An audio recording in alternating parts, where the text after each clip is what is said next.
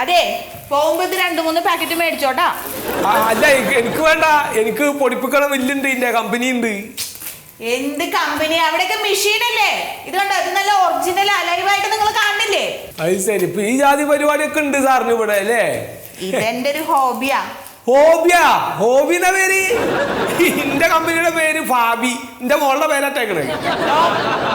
സ്റ്റേഷനിൽ ഉണ്ടാക്കുന്ന നല്ല ഒറിജിനൽ പ്രോഡക്ട്സാ.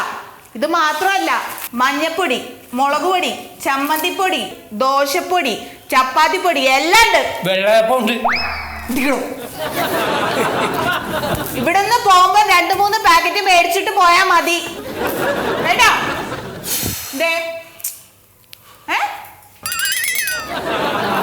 ഉള്ളവർക്ക് കൊടുക്കാതെ നമുക്ക് ഉണ്ടെങ്കിൽ തരൂ സാറേ. സുഗത. സാർ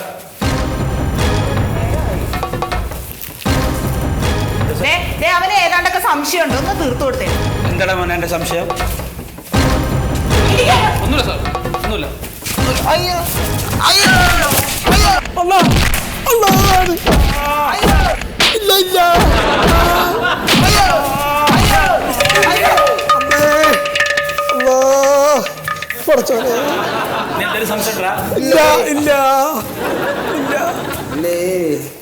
വേഗം ആവട്ടെ, ഇതും കൂടി തീർക്കണമെന്ന്. എടോ അതായിട്ടില്ല, ഇടിക്കണോ?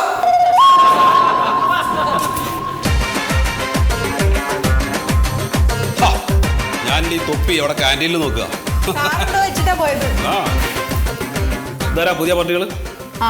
അവർക്കേ ഭയങ്കര നിർബന്ധം പൊതുസ്ഥലത്തിരുന്നേ മദ്യപിക്കുള്ളൂ. ആണോടാ? അല്ല,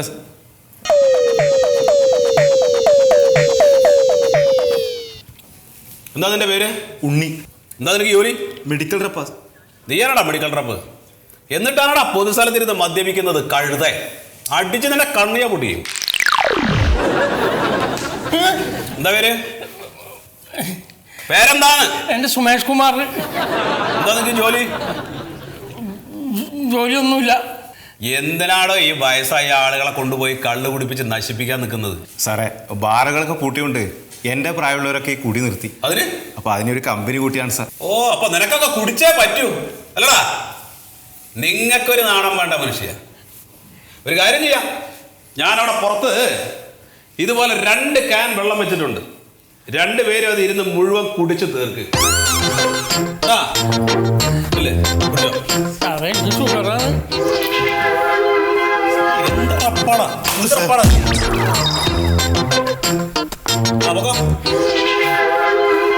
ഒലക്കോടെ വെച്ചിട്ട് പോണം.